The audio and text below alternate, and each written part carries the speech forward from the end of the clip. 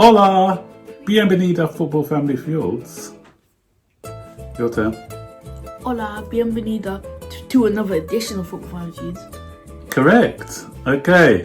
So you must have gathered by now. We are honouring all our Friend! our Spanish contingent. So we've had so many that even Zane can name a few. Name some Spanish players who played for us in the past. Kepa, Yeah. Azpilicueta, Yeah. Alonso, Yeah. Diego Costa, Uh-huh. Morata, Yes. Torres, Yes. Pedro, Yes. Fabregas. Yes. Who was it? Okay. See. No, and Ramirez. Ramirez. Wrong country, son.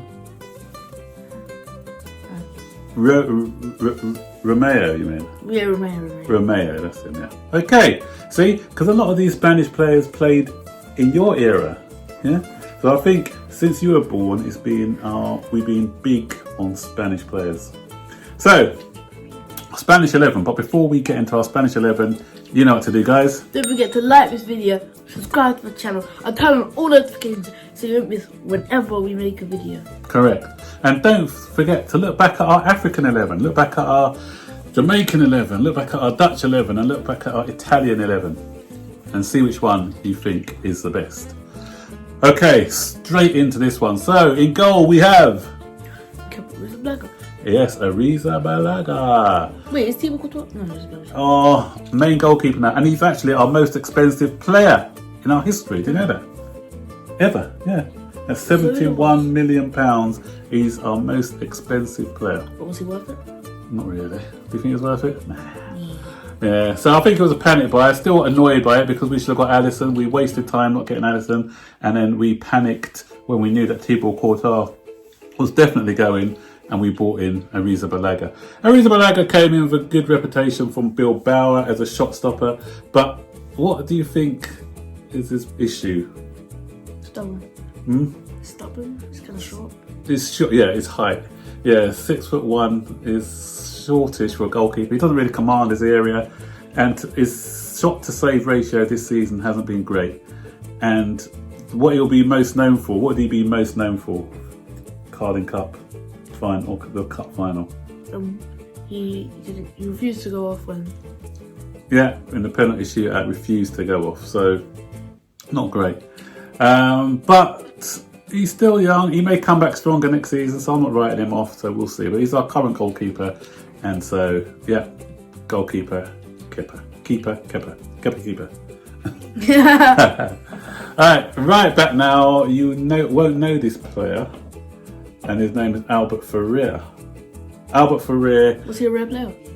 Ferrer. He was a Ferrer Rocher. It's a chocolate. Yeah, he came in under Vialli. Really dependable right back. He was a no frills type of right back, but he always gave you a solid 7 or 8 out of 10 performance.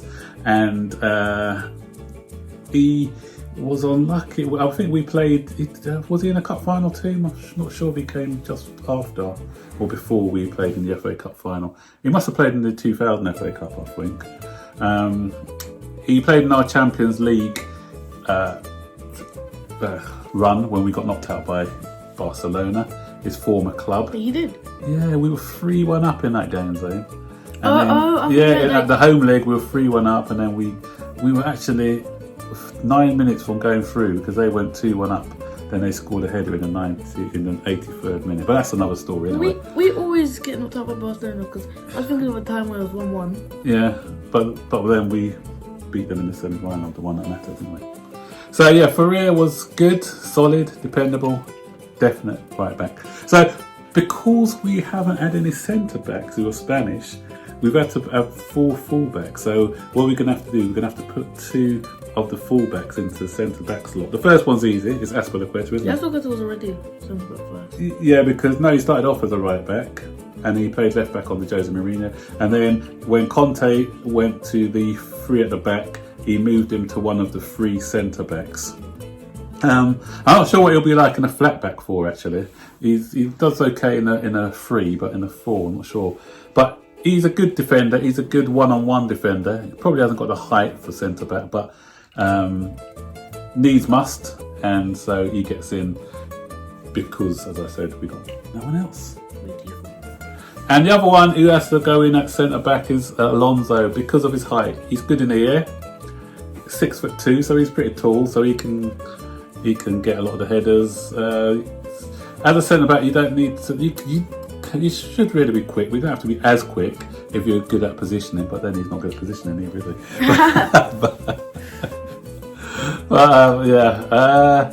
I think he used to play. He's played centre half before at Bolton. When he used to play for Bolton, if I'm not mistaken. No, yeah, he used to play for Bolton as well.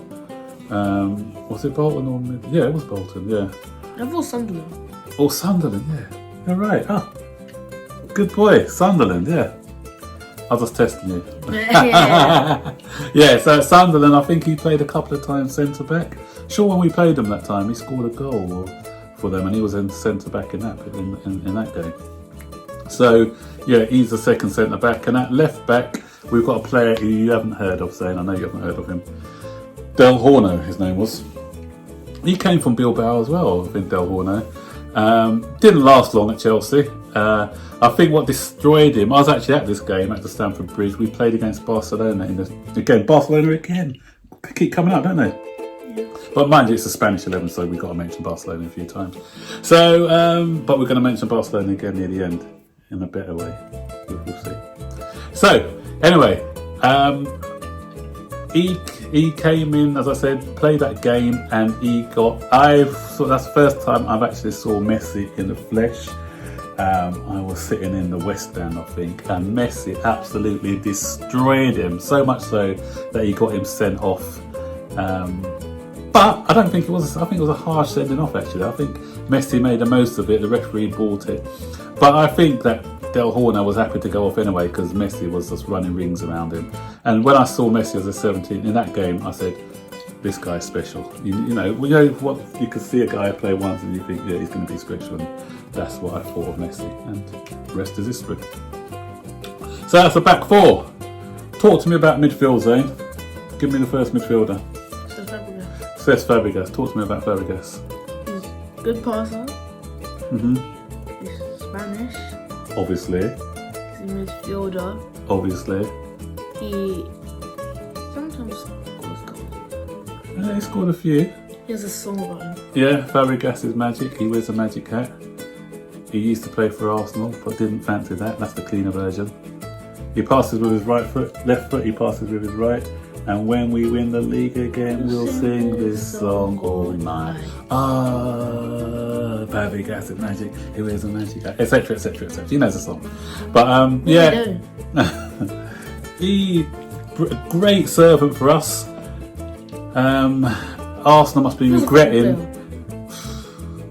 Arsenal must be really regretting not exercising the buyback clause for him, but their loss was our gain because he had great seasons for us, winning the league under Jose Mourinho, winning the league under Conte, and he won the FA Cup as well, didn't he? So he won quite a few things with us. Meanwhile, Arsenal won not a lot, probably an FA Cup, didn't they?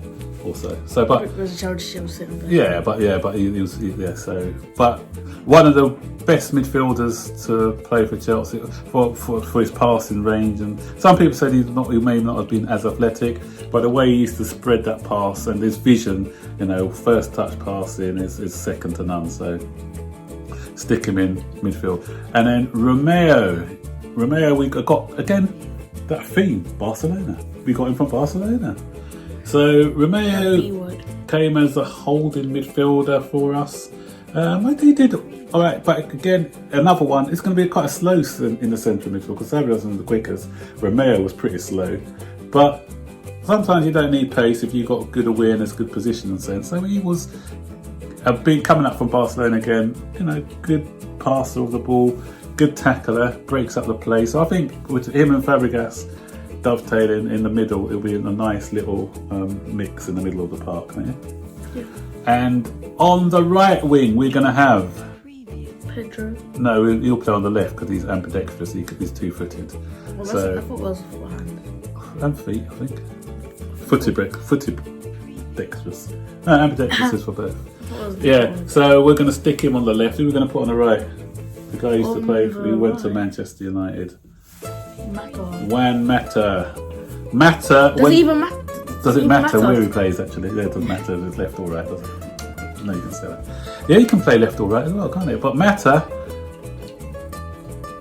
pace, again, not the best, but we can pass people to death. Because one time when I used to play football, I used to bomb down the wing sometimes and hold the ball. And you're a terrorist. My manager said to me, Max, the ball never gets tired, and the ball moves quicker than you do. So if you pass it, then pass it really quickly. Then you don't have to run with it. The ball game, but pass the ball. So with our team, they may not be the quickest, but the way they move the ball quickly and pass it quickly, then the other team hopefully won't get near them. But Mata, he had a standout season under who was our manager? Mourinho. No, I think when Villas-Boas was there actually. Spanish. No, Portuguese. Although he didn't do well for us. One of the bright sparks in his team was Mata. Mata he scored goals for fun and assists as well. So I think he got double digits in goals and assists for us. When Jose Mourinho came along, again, because Jose Mourinho likes athletic players, he didn't see him as athletic enough and mobile enough, so that's why he shipped him off to Manchester United. He was another player that I was upset with. But I thought Man United was in England, so he had to ship him. Please, Zane, please. Yeah, so off he went to Manchester United, and Jose went to Manchester United. I thought you were going to ship him off from there as well. No more jokes.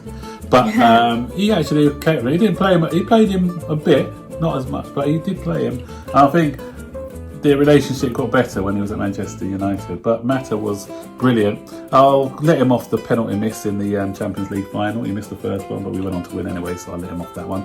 The only thing I'll say about Mata, for all his skill and everything else, is he wasn't the fittest of players, and sometimes after 80 minutes he used to fade away drift away out of the game. But he gave me some great moments with his football brain. Pedro, talk about Pedro. He's fast. Spanish. Obviously. He's a winger. He's good at scoring goals. Yeah. He sometimes assists. Yeah, and he's from another one we got from where? Wrong team. Barcelona. Another one from Barcelona. Chelsea-Barcelona connections. Quite. Oh, yeah. And maybe Messi next. Brilliant at running in from behind. He's actually one of the better finishers at the club. Not anymore because he's but when he first came, he was one of the most natural finishers that we had. He's, as I said, can use both feet, right foot, left foot. Can score from long range. Can score close in. Had good composure, good finish, but lots of energy. But with Pedro of late, he's kind of runs around a lot like a headless chicken at times. So but his decision making isn't as good as it used to be. Maybe he's trying too hard to get into. I don't know. Because obviously it's not going to be as good because he's headless chicken. Please rescue me, rescue me, rescue me. Alright, so that's the four in midfield up front. Pitbull, Mr. Diego Costa. He's you put him down as one of your favourite players, didn't you? So what do you like about him then? Because he's good scoring. He's quite aggressive. Yeah, that's what I lack, is aggression. That's what you lack. That's what I miss, sorry. I miss his aggression. This guy, whenever defenders used to get nightmares. Defenders used to get nightmares with Drogba. Defenders used to get nightmares with this guy because he's never going to give a defender a moment's rest, and he's always on them. He's always He's got the dark arts down to the T, isn't he? He tries everything he can to put off defenders, And I remember he did a job on Gabriel from Arsenal once. He was just winding him up, got him sent off, gave a little wink, job done. So, and he was a great goal scorer, as you said. He's 20 goals a season most of the time. Even when we had that bad spell under in Jose's second season. He came back Conte's after. second season. No, in who did I say? You said Jose. Jose, yeah, Jose's. You know that when he had that bad spell under Oh yeah, Jose? when you went down. Yeah, he came back and he scored quite a few goals towards the latter part of the season. Obviously, we know about his big fallout with Conte, and that's why he left.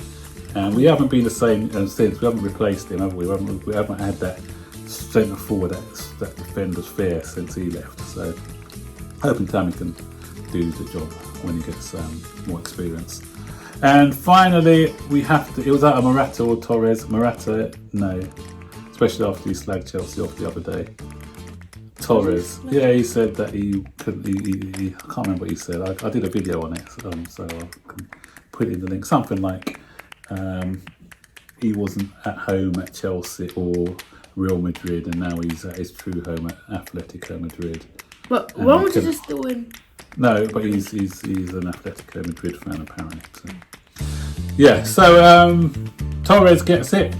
Torres came to us with a massive reputation coming from Liverpool, but he came to us broken. I saw Jamie Carragher's. But did it say fragile on the packet? It should have said fragile on the packet, yeah. Because Carragher was talking recently and he said, "Oh, we couldn't believe that we got that much money for him because we knew that he wasn't fit." And we rushed it through on transfer deadline day in January. I think that's the same time we bought David Luiz, and he didn't even have a proper medical. So this guy's knees were just busted. So the one person who didn't have a proper medical. He was our most expensive player at the time and he didn't have a medical. But I don't regret, although he was hit and miss for us, more miss than hit. I don't regret the fact that we bought him because history. Yeah, he defined our moment in history twice actually. That goal in Barcelona. Remember I said I can talk about Barcelona in a positive. That goal in Barcelona, that was it. You know, we were 2-0 down. And a man down, everyone thought that we were going to get knocked out. Then Ramirez scores that fantastic chip, and I couldn't relax because I always remember that game against when we played Barcelona, the Overbo game I keep talking about, where we were robbed. We should have had 4 penalties, but even still, we were just about to go through, and then Iniesta scores a goal 2 minutes from time, and my heart sunk. So even when we were playing in that game, the clock was ticking away. It seemed like the longest time the clock was ticking for. That's good. But then I was thinking, oh, they're going to score in the last minute, ain't they? They're going to break my heart again. But then, out of nowhere, Ashley Cole clears the ball. Torres runs down the pitch. I said, please, Torres, because I've seen Torres miss some open goals before, round the goalkeeper and miss. And then he's rounded the goalkeeper, I said, because of the away goal rule. And so you're going to win anyway? No. So if he scored to make it 2-2, then Barcelona would have to score 2 goals in the last minute or so. So if they just scored 1 goal, they'd have gone through. That's why it was so vital that he scored that second goal. So he rounded the goalkeeper, knocked it in the back of the net. Barcelona were deflated. Champions League final, here we come. So thank you, Torres, for that moment. And the second moment he gave us was in the Champions League final itself. Okay. Wait, when we won? Yeah, when we won. So he came on as a substitute in that game. We were 1-0 down, 7 minutes to go. I thought, I'm never going to ever see my team win the Champions League. Another heartache time. But then he actually won the corner, which led to Drogba scoring the equalising header. And as you know, the rest is history. Picked up the trophy. So for those 2 moments, that was worth the 50 million alone to see us win the Champions League. So I give Torres that. So yeah, we've had, you said, quite a lot of Spanish players. Our first actually Spanish player, who was it? Guys, name it in the comment section below. First Spanish player to play for Chelsea. I think it was under Ranieri. Wait, what's recent? No, under Ranieri it was, yeah. So yeah, but which year? I'm not telling them the year, just so they'll probably Google it anyway and put it down. No Google, please don't try and Google it. Just tell me what it is without looking at Google. You're saying our fans are cheaters? Probably, yeah. Don't worry, guys. No Googling, just do it. So that is it, guys. That's our Spanish team, our Spanish 11. Tell us what you think about it. Any other player you'd like to add, or would you like to change the formation? Let us know. And we could have played a diamond as well, couldn't we? We could have had. Oh, you know what? I may switch it on my thing to a diamond. Romeo at the pit of the diamond, and we're going to have Mata on the right of the diamond. Who's the left? Pedro on the left of the diamond, and Fabregas can play just behind the front two. I think that's a better formation. See, switched it. So guys, let us know what you think, and don't forget, guys, to like the video, subscribe to the YouTube channel, turn on all notifications so you'll be notified whenever we make a video. Yep. And until the next time, what is goodbye? Can you remember what goodbye is in Spanish? Oh my gosh. Hasta la vista. Hasta la vista, baby. Take care. Stay Bye. safe. Wash Yeah. your hands. Stay home. Sit back, relax, keep a blue fat funny high, and watch some videos. Bye.